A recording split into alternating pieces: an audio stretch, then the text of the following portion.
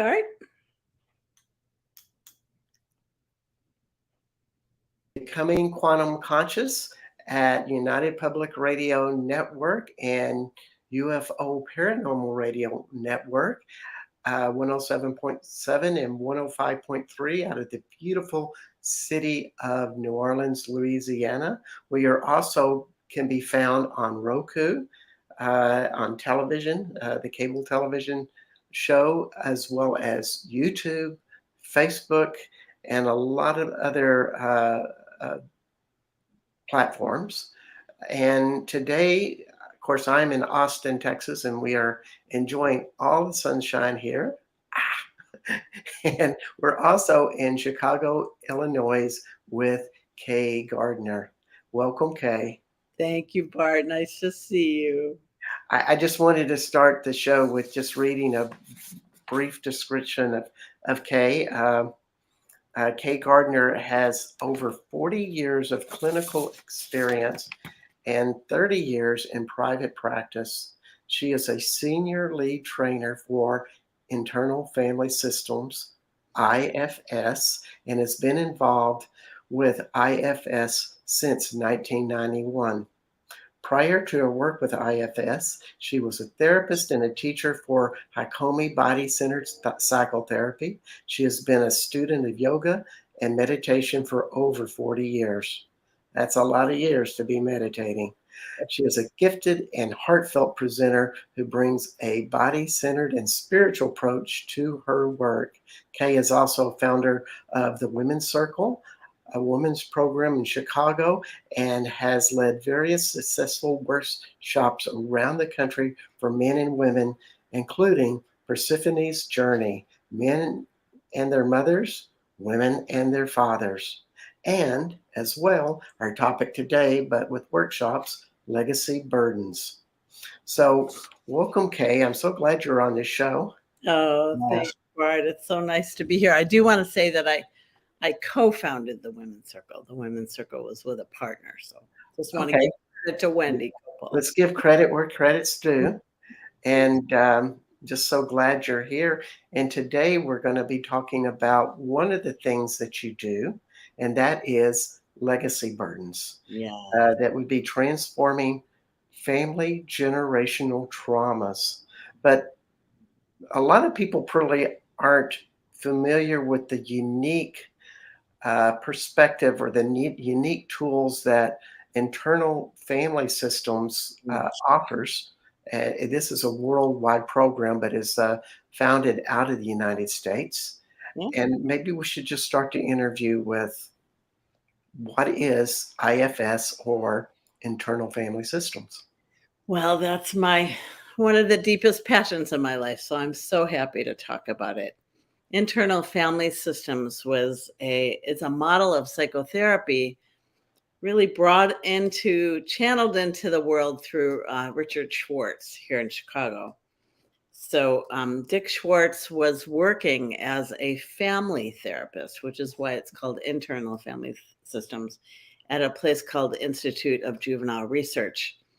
And Dick was working with people really externally in families, and then suddenly got very clear that there was also this internal family happening inside of people.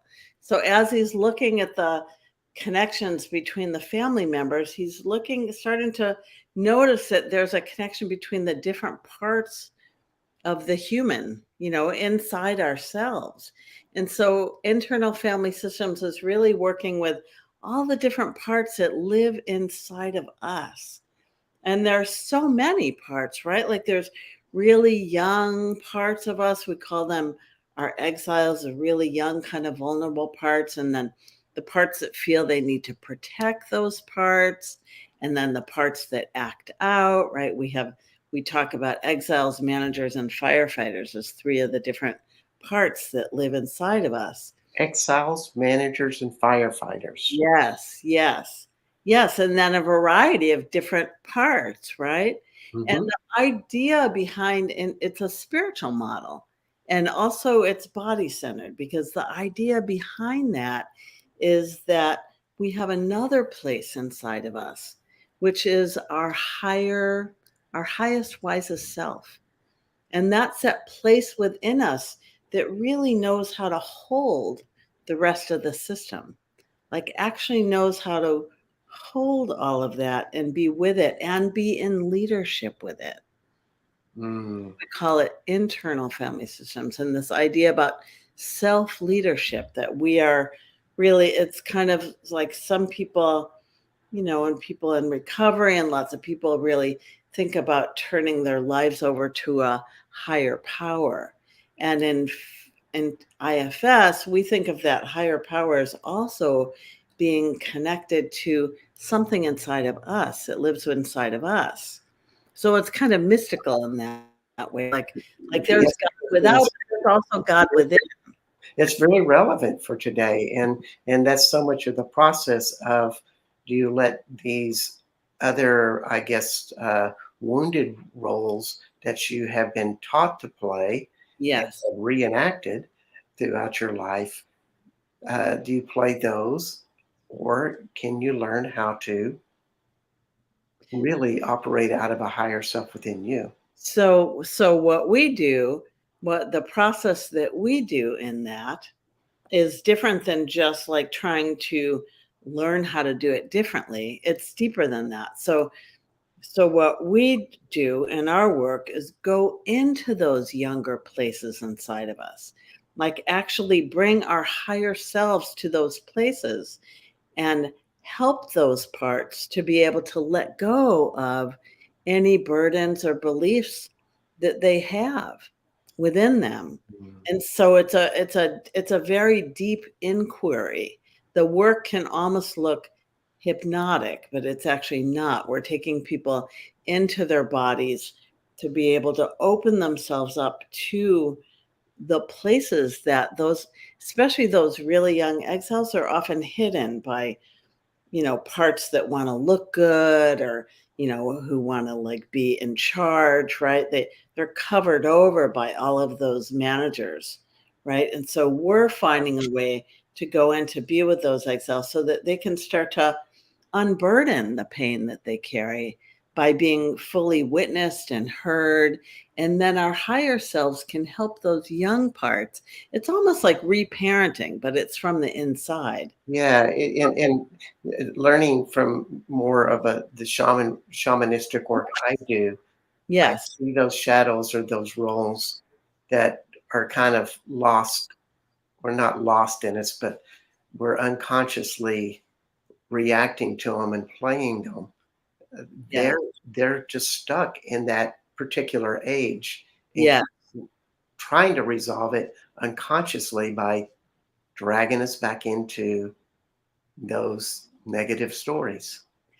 Yeah, so we wouldn't phrase it that way, that they're negative stories. It's actually the way that we look at it is there's no positive or negative, right? There's no bad or wrong, or it's just what happened to Yeah. you.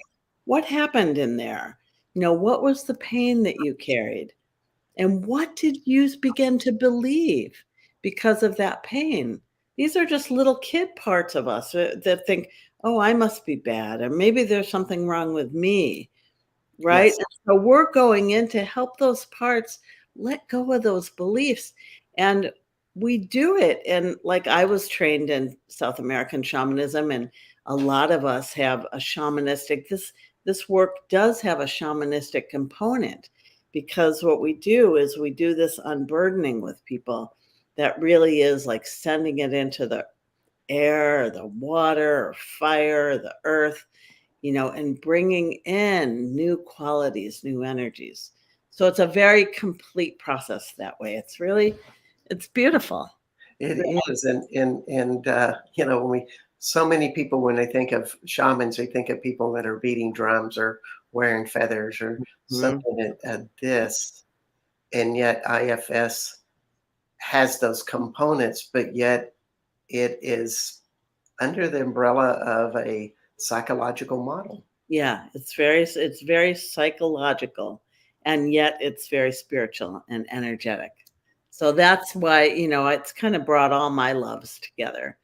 And I was in on the ground floor of it. So help to kind of weave it and grow it. And, those of us who are Hakomi therapists kind of, we, we, we already knew how to bring trainings out into the world. And so when Dick was at IJR, we kind of nudged him like, hey, let's take this on the road. What do you think? We'll help you. We'll help you figure out exercises to do in the trainings. And so we began that in about 1993. We took it out on the road and started in Chicago. And then we started in Seattle and Asheville, North Carolina. And now there's 7,000 people on the waiting list, and we're all over the world, like every country practically. It's really just like blossomed. Well, its time has certainly come. Yes. Because we really need more energetic healing. Yes. Wherever levels we are. When I was doing somatic experience with a therapist, I just knew that there was something that was missing. Yes. We were just feeling the traumas and being present with them. Yes. And then I would go home with all of this turmoil inside of me. And it was a slow process to resolve this stuff. Whereas when you bring in these other components, you speed up the process tremendously. You really do speed up the process. I mean, that's why it's so popular, because it actually really works. It's not like you're sitting in the therapist's office just talking, and we're actually doing energetic techniques. We're taking people deep in. And most important is we're developing a relationship between our higher selves and these young parts of us, so that they always have a place to go. When they're in pain, they can come to us, right? Yes. That U-turn, that development becomes ongoing relationship, an ongoing healing relationship. And that's the most important aspect. Yes. And one of the important aspects of the work that you do with IFS, or internal family systems. And by the way, if you wish to ask Kay a question, just please join on the chat and bring that question up, and we will do our best to respond. But I wanted to just bring this up here on United Public Radio Network and UFO Paranormal Radio Network on Roku. What the meat of our topic today is, which is legacy burdens. Yes. What a wild title, legacy burdens. When I hear that, I kind of know what it means and kind of go, what? Okay, so I'll tell you a little story. It was about, I don't know, 25 years ago, probably. I was at one of the first IFS conferences, and there was a woman there who was talking about this concept of legacy burdens. She didn't know what to do with them. She didn't have any healing techniques for it, but she just talked about how we have them. And basically this idea that each of us carry burdens from our ancestors, right? From our parents, from our grandparents, from our great-grandparents, maybe even hundreds of years back, right? From our culture, actually. So, legacy burdens and cultural burdens, like we carry these, and we carry these in our bodies. We carry these in our DNA. We carry these in our fields, and we don't even know it, right? So when I heard this concept, I had always had this really intense abandonment thing. And I thought, it's so intense in me. And like, what is this? And my mother's mother died when she was 3 in a mental institution. And of course, she had terrible abandonment fears. And I was carrying them. And so when I heard this concept, I was like, oh, I see. Oh, this isn't even mine. But I didn't have a clue what to do with it either. So I went on a journey. Like, I need to learn how to work with this and what to do with it. and I studied with a South American shaman. I studied with energy workers. I studied everything I could get my hands on. I went to there's a physicist named Rupert Sheldrake that I tried to read him. Every book that I could get my hands on, I was trying to read about this. And what the concept that really stuck with me is this concept by Rupert Sheldrake called morphic fields. And morphic fields are these energetic fields that go through they go through ancestors, they go through lineages, they go through like all Native American people have a morphic field, all African American people have a morphic field, women have a morphic field. It's these energetic fields that run through groups of people. So for example, um, I would have a morphogenetic field connected to my Comanche Indian heritage. It would be beyond just my great grandmother, but it would be the whole tribe of Comanches for generations and generations. Yes, yes. Yes, so you would be connected to that. You would also have a connection to probably the white people that hurt them, right? You'd have all of that, right? Oh, You'd yes. have a morphic field to whatever religion you were brought up with. There's all these energetic fields. And so what I began to understand is that this has to be worked with energetically. There's no way to just go and sit in a therapist's office and talk about your ancestors and, have something shift. Like there needs to be an energetic piece of work that happens here. So everybody has their own definition of energetic work. Mhm. What's it like doing a legacy burdens session with these energetic techniques? Well, so what I did was just start to, I started slow with it. It's like, okay, well, I learned about cord cutting, right? That was the first thing I learned about. So cord cutting is where you cut the cords between you and another person on an ethereal level. Is that correct? Yes, yes. So that's what I started to do in the beginning. It's like just, I was struggling around with, okay, how can I work with this? And then as time kind of went on, I also want to give credit to two other of my colleagues who were developing this at the same time as I. Like the three of us were the most energetically sensitive people in the IFS community, Barbara Cargill and Mitchie Rose. And the three of us were studying energy medicine and doing everything we could. And sometimes we would talk and work together and um, so started to understand that you could begin to call in the energies of these ancestors. Like you could bring them in the work. You could invite them in, and you could actually find, as we're working in IFS, the idea is to go into the body, find the pain, find the hurt, right?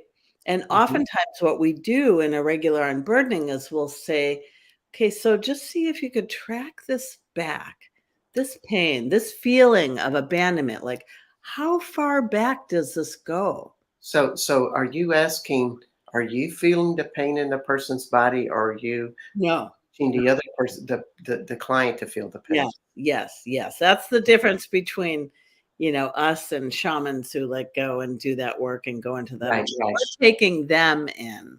We're Yeah, I see this as a teachable moment. I'm a former teacher, so yes. I ask these picky questions. No, I really The people on appreciate. the radio can take it and really have an idea Yes. how it works. Yes, because like I remember going in, in my exploration of shamanism, going to someone who did Sandra Ingerman's work and did the rattle and took me they went underground and found my parts and brought them back up. But we do something really different. We take people into the underworld. We're encouraging them to go in so they can feel that empowerment Wow. and they know that they're the ones going in. So we're taking them back. We're taking them back in time. You're following this energy. Like, how far back does it go? Follow it back, follow it back, follow it back. And And then, being a shaman, that's harder to do, to teach somebody to do it than just to do it yourself. oh, yeah, much harder. But it's much more empowering. I always Oh, say it is. you're teaching someone to fish rather than fishing for them, which is Exactly. completely more empowering. Right? So they're going down, they're checking in, like, how far back does this go? How far back does it go? Okay, maybe oh, this is at 1 years old. I was abandoned, blah, blah, blah. But if it's a legacy burden, what will happen is they'll go down, and they'll go, wow, I don't know. I always had this. And then the next question is, well, did you come in with it? Did you come in with this energy? And they go, yeah.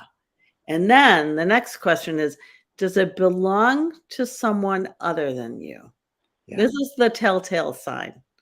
And they'll go, oh, whoa, yeah, yes, this isn't even mine. This is my mother's, Wow. right? Wow. And then Yeah. you say, okay, so how much of this energy belongs to your mother and how much of it belongs to you?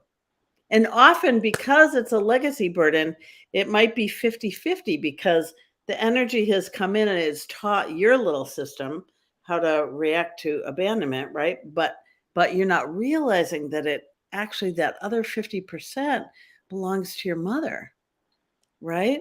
So then you ask that question. So how much of this is yours and how much of it belongs to your mother? And they go, oh, I don't know, it's 50-50. Great. Yeah, So because if we have that reference point in it and we've lived it, we're gonna create a reality from it right. that becomes That's ours. That's right. That's right. Now, I wanted to ask you a question because it's Sure. great stuff. Because this is deep work It's that really you're like getting people to come to. What are some of the tools that you teach people to get to that complex skill set that they need to have in order to do this work on their own? well, they don't usually do it on their own. But with you, but yet, still they're journeying in, and there's a degree of independence and amazing Yeah. skills Yeah. they have to learn. So what what So are you developing to really do? good question because, people don't often come into therapy going right into legacy burdens because really, if you think about it, people aren't even going to be interested in that until later in their development. Right? Because they're still learning how to work with the stuff that happened to them in childhood, and sometimes that's so thick Yes. these people may be in therapy for a couple of years with you before they're ready to do a legacy burden because Wow. they have so much childhood stuff that they're working through. But once they are able to do that work and they've been working with themselves deeply enough, they're so ready to do Mm, that next piece because it's the legacy stuff is often the stuff that it's like, God, I've worked with this over and over and over, and I can't seem to move it, right? I can't really get rid of this. It's like I've unburdened this till the cows come home and it's like still around. Well, that's because it's not yours, right? It doesn't even belong to you. Like this is someone else's. Right, yeah. and so it usually is people a little later in their development that start to see, okay, this is the next piece of work. It's kind of like, it's kind of Great like, answer. huh? That's a great answer. Yeah, I think it's just true. Hmm. You know? Well, it comes out of 30 years of experience working with this stuff. Yeah, yeah. Yeah, and at this point, most of my clients are other therapists who have done a lot of work on themselves, so that's who comes to my workshops and stuff usually. Yeah, yeah. Yeah. And you were mentioning an issue that, well, it does go back through cultures and such, even the culture of our country. United States. Oh my God. Well, if you just take a look at what's happening in the world right now, like that's what we're doing, right? We're working with racism, we're working with sexism, we're working with patriarchy. It's like all of that. Like I just ran a workshop last weekend and it was like all of those things were in the room, right? Mm. We can't not address it anymore. It's like it's so prevalent. And so that becomes something to begin to work with. Like what is the culture of racism and how do we work with that inside ourselves? And what's the culture of patriarchy and how can we start to let that go? Yeah. I just went on this beautiful Mary Magdalene trip with Bart and, the I'm the tour guide, by the way. yeah, it was beautiful. But that culture, right? Like, what happened there, Like, Yeah. what I happened? always I always find the difference between Europe and the United States often is we are exiles, and they have been in their country for, hundreds and hundreds of years, Mhm. and it makes a big difference. Yes. We have a exile legacy burden probably. Yes, yes, but those of us in the United States were once hailed from Europe, a lot of us, right? And Yeah. what happened to our ancestors over there? What happened to our people? And we came over here and then we just brought all our crap over here, and started, colonizing and all kinds of things, right? Like all of that began somewhere else. Um, and so really to deal with uh, a lot of these issues, I think legacy burdens can be really deeply, deeply healing to be able to heal what's happening in our world now. I just feel like, especially for us white Anglo European people who look like we're fine, but we go back to Europe and we realize all the things that happened there. And how can we begin to heal that in our own systems so that we can move out of these structures like patriarchy and racism and sexism and It sounds like an unending journey, yes. but the question is how deep you wanna go. Yes. Yes. My students often say to me in IFS, they go, "Well, how long is this going to take? When am I ever going to be unburdened?" And I think, honestly, I say, well, you know, if there's all the stuff that happened to you in your childhood, and then there's all these ancestor burdens, and then there's past lives, right? Like there's all the past lives you have to clean up. I don't know. I think you're in for a long road. That's what I say. But also, it's being a steward for the whole planet of people that are at this finely tuned way of consciousness, willing to go that deep, that thorough, not only for yourself, but wouldn't you say that this also works for not only your family, but society in general? Oh yeah, definitely. And I have to tell you something. There's something else that as you do this work and you start to clean up your ancestor work, it's like I'm noticing, like I have a 32-year-old daughter, and I'm noticing that she's getting the benefit of my work. Like as I clean myself up, she doesn't have to carry that so much, right? So we carry it, for ourselves, but also for our world and for the generations that follow us.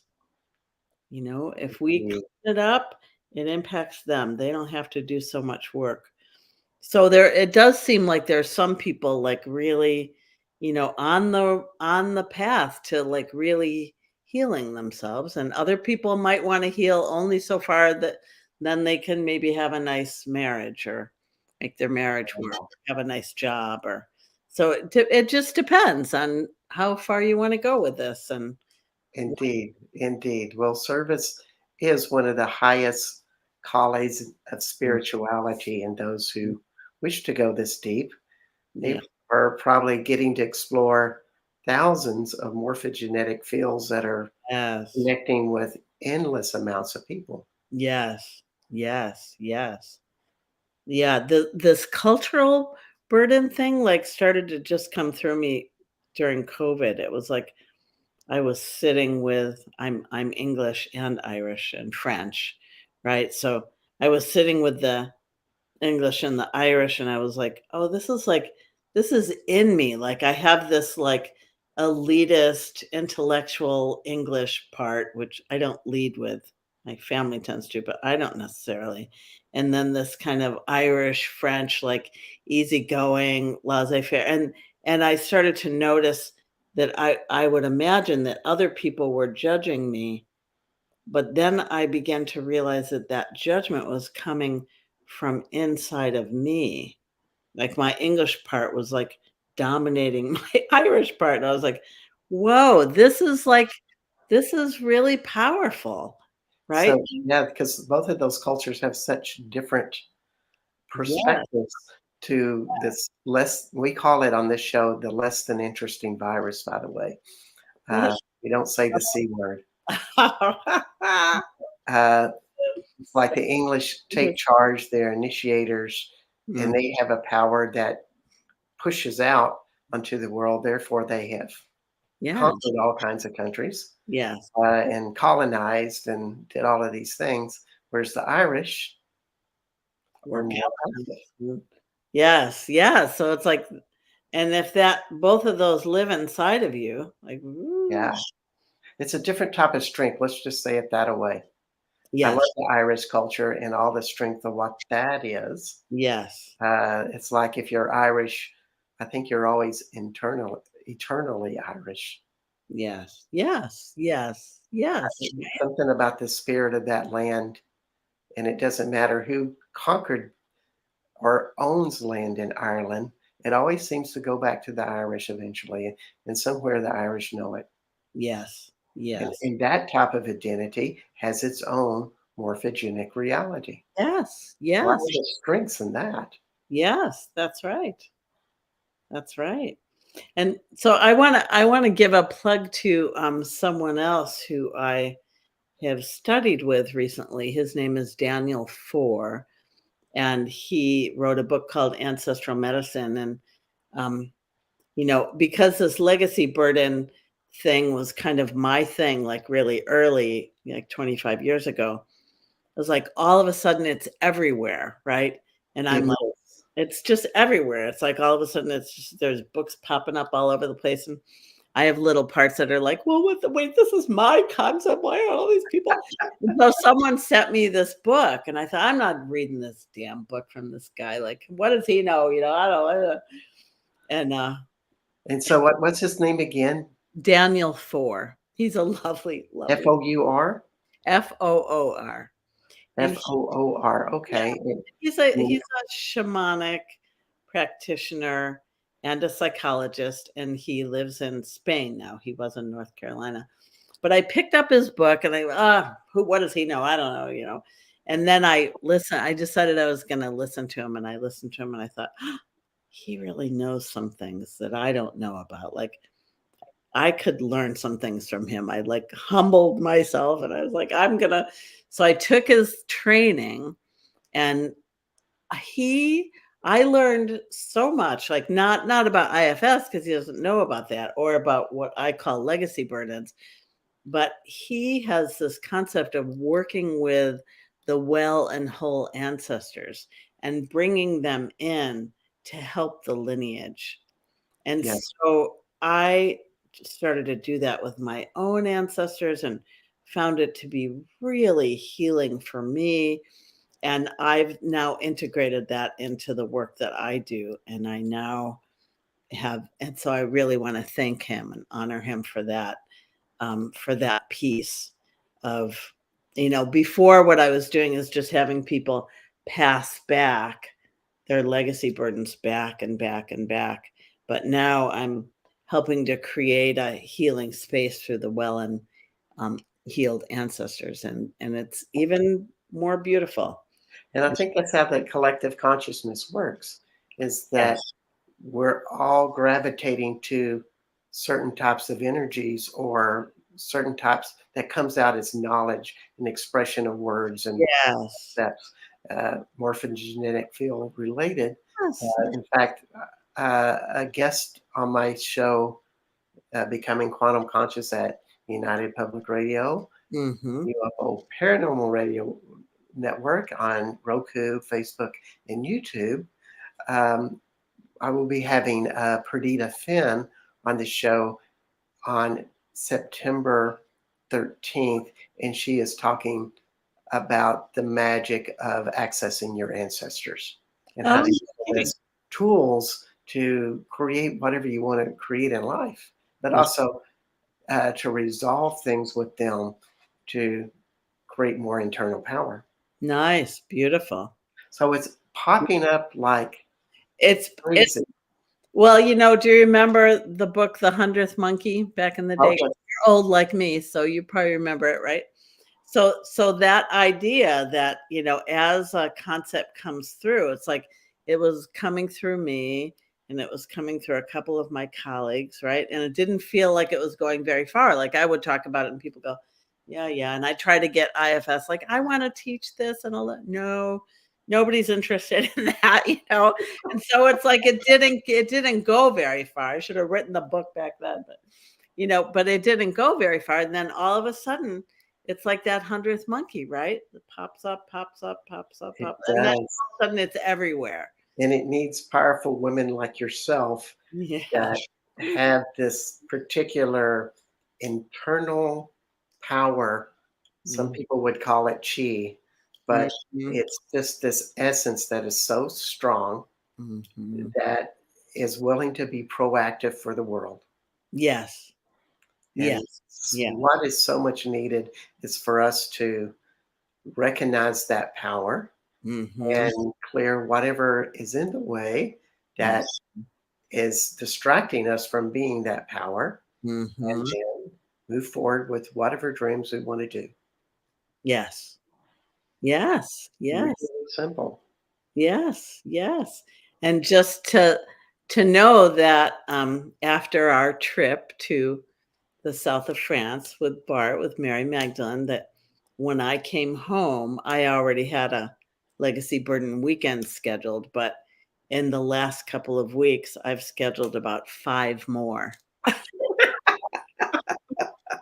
So, it's like my intention is to bring this work into the world full blast. I'm, turning 68 in October, but as much chi as I have left, like, I just feel like and to work with it in groups, like I worked with it with a group of 30 people last Wow. year. It was so powerful, and people really being able to help one another and, you So, know so if you were, for example, if you were working in a group with, say, somebody that had a father that was a criminal, Mhm. violent criminal, Yes. you would be clearing that perspective with everybody with the group that had similar stories or maybe stories that they didn't even know happened generations upon generations Yeah. back. Yes, yes. Well, I work with people to set it up so that everyone is getting to clear their own ancestor lineage, whatever one they choose to work with or ones if they choose to work with. And then in the group we do like a I call it sculpting, but it's a psychodramatic kind of thing. And then we use like family constellations to bring the ancestors into the room. And now Mm. I've been working with this concept of really bringing cultural energies in too, right? Like bringing in racism and sexism and patriarchy. And so then everybody gets a chance to clear. It's just been very beautiful and powerful. And We could even work on something like blind ambition.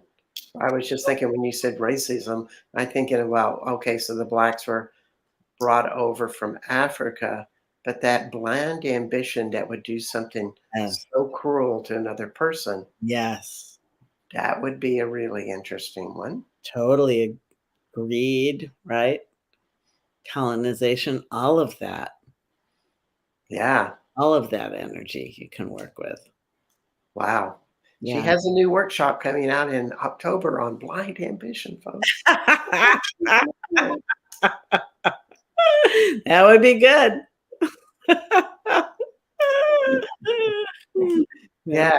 Yeah, but to me, I mean, I guess Jung would had be calling this in some ways a shadow aspect of yourself, but it's so much more complex than what Jung knew. Yeah. That it's intertwined throughout all of humanity. Yes. Well, I think Jung knew that from the collective unconscious, like, he was Mm, definitely onto the collective unconscious, but to even narrow that down a little more into you know, these strands of what is the collective unconscious? Well, maybe it's ancestors going way back, or maybe it's cultural burdens or right? Like, I think all of that is part of the collective unconscious, you know? yeah, yeah, exactly. And you mentioned I was watching one of your videos. She has videos out on YouTube, folks, explaining this so eloquently. Um, but you were talking about, well, we would not have legacy burdens if the family got together when something happened and processed it and gave that incident a place in their lives and a place for it to be let go and resolved, Yeah, maybe through a ritual or something. yeah, And I was writing down some ideas, the advantage of doing rituals, with a family situation when you do have a unfortunate event. Um, Everybody gets to process it, for one. mhm, It creates an atmosphere of caring for each other. mhm, It dissipates a feeling of isolation for issues, mhm, and it creates a basis of equality with everybody in the family because everybody knows they have a part in it. yeah, yeah, And the walls of our defensive systems in relation to ourselves and family begin to crumble. yeah, so I wanna take that back even further, like, one of the things that I've been really hanging out with these days is what is it that why don't we do that? Well, partially, I think we don't do that because you know, feelings and emotions aren't necessarily allowed. I mean, how many of you grew up in a family where all your feelings and emotions were allowed and allowed to be fully expressed inside you and with another? And so I'm starting to look back at like how long has that been going on culturally? Like if we go back, I just read this really beautiful book by Peter Kingsley called A Story Waiting to Pierce You, and according to him, it goes back thousands of years. Like when did we decide that feelings weren't okay and we had to go into the intellect or the body wasn't okay and we had to go into the mind, right? Like all of that started so long ago. And maybe the part of just speaking up. Yes. Yeah, well, first you have to have access to feelings, right? And know what your feelings are and know what your emotions, and then you have to be able to um act on them and then you have to speak for them. But you can't do that if your cultural burden is don't feel, don't have feelings, don't have emotions, and so many of us have that. Right? And we can clear that up in childhood, but it's like that thing goes back really, really far, It And does.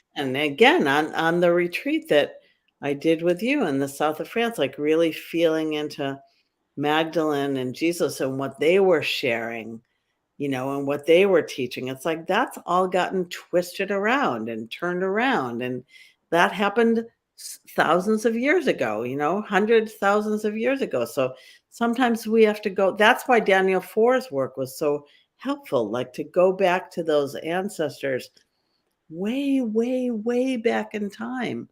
who really were whole and healthy, and have them come in to help us to reclaim this Yeah. inside of ourselves as we let go of and unburden. It's not just one way, right? We have that help, but we also have to let go of what is no longer helpful. Yeah, I wonder how many thousands of years we'd have to go back for that, though. Very, very far. Well, Very, whole, very far. We have complete. to go back very far Yeah, too, and yeah. it's okay, we can. We there that did exist once upon a time, where people were really whole and healthy, and I Or believe. or to cultures that were whole and healthy. Yes, yes, yeah, Yeah, where there's a balance. yes, and we can get some help from them because we need it. We We don't do. we don't have it, and Do so with that. yeah, It's so important. And we just start to go into that journey, and it also sounds like a very important tool that the person who practices legacy burdens is to trust the messages that kind of show up intuitively in their body. yes, yes, that's right, but To then you have to start to trust the body again. Right? So some of that, like, that takes time, you know, for us to really trust our body and our felt sense and our knowing in our body. We've been so trained out of that. So learning how to go back in and be in the body and listen to it and all that takes time. it is, and I think the world is ready for this. Absolutely. However, they need guidance, Yes. Yes. and that's a lot what internal family systems does is Yeah. teach people how to feel that interior world that has a infinite like intelligence. Yeah, and how to begin to trust our higher selves, like, that's the other thing that we've been trained out of, like, right? Like, where our religions have taught us to trust the priest or the minister, not ourselves, right? I mean, Yes, that was the other beauty of that trip that I took with you, like, really, like, Magdalene and Jesus really teaching about God is within, right? And so to begin to really trust that, and then all that was taken away from us. yes, and the memory of the land in Southwest Yeah. France, so strong with a very, Mhm. for lack of better words, a feminine power. Yes. Uh, but it's just a deep vibration of Mother Earth that's very special. I don't think there's many places in the world that have that frequency happening.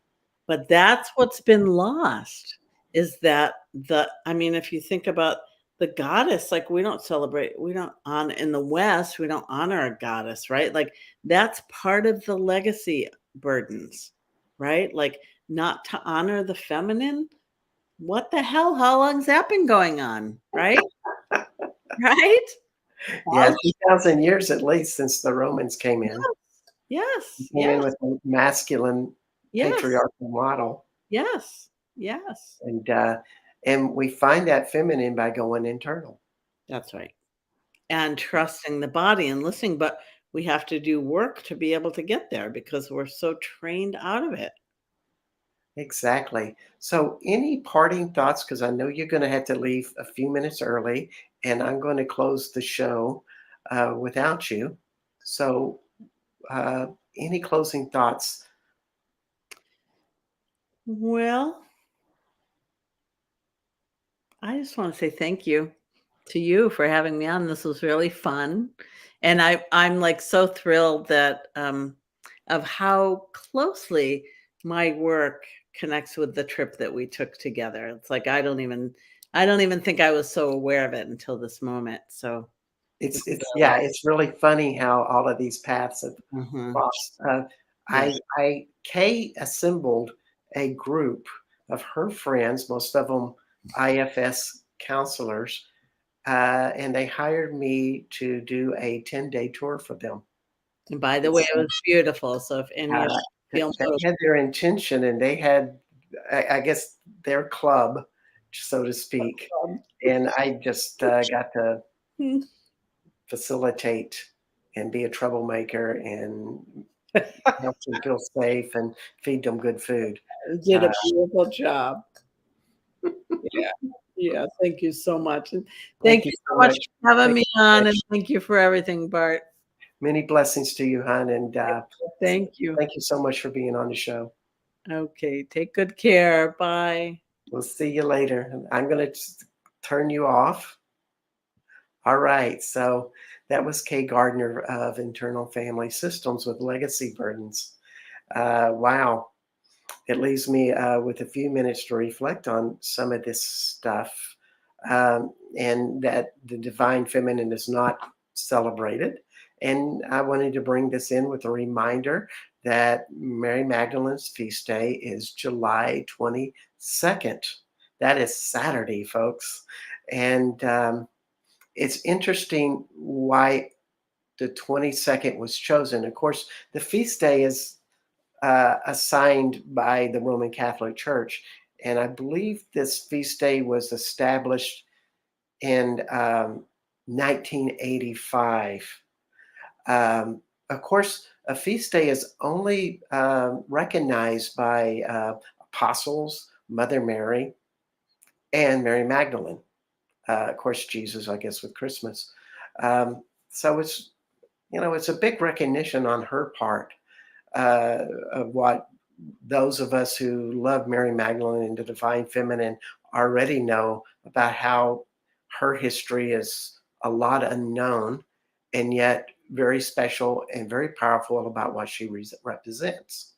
And one of the things she represents is July 22nd was a was a commemorative day or a feast day, so to speak, by Europeans for thousands of years, not thousands, but hundreds of years, excuse me, over 1,000 years old. We don't know how long they have been recognizing that day as Mary Magdalene's Day.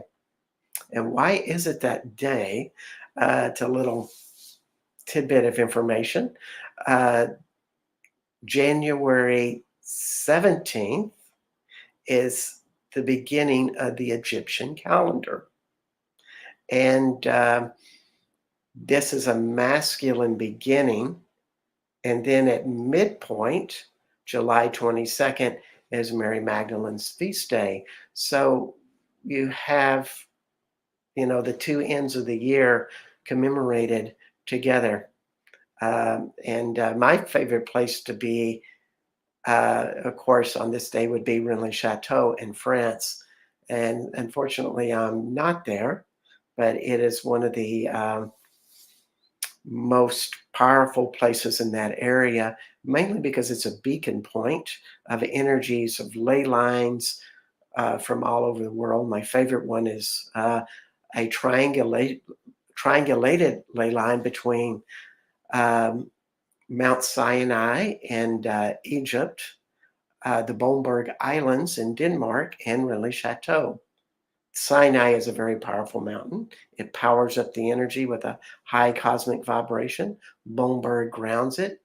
And Rennes Chateau is a beacon energy. In other words, it shines the energies out from these two other power spots throughout the cosmos, throughout dimensions, throughout realities, and yes, in the church itself at Rennes Chateau. So it should be a really highly energetic day there today, I hope. And so we give salutations to Mary Magdalene to end the show, one of my favorite models of Divine Feminine. And just know that Divine Feminine is within you, whether you are a male or female.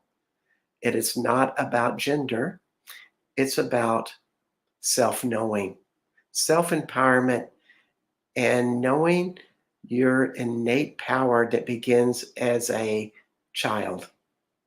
That's where the feminine comes from. Or at least that's my point of view that I'm writing about in my new book, Body Conscious. So this is Bart Sharp from United Public Radio Network. and UFO Paranormal Radio Network on 107.7, 105.3 on Roku, YouTube, and Facebook and other platforms. Wishing y'all a great day and wishing you all the best. And we'll see you next week with the Hag, which is the crone expression or the crone consciousness of an Irish researcher named Eilidh Azik. And so we're going to be going into St. Bridget and other forms of the wizened feminine. We'll see you next week and wish you all the best. Bye for now.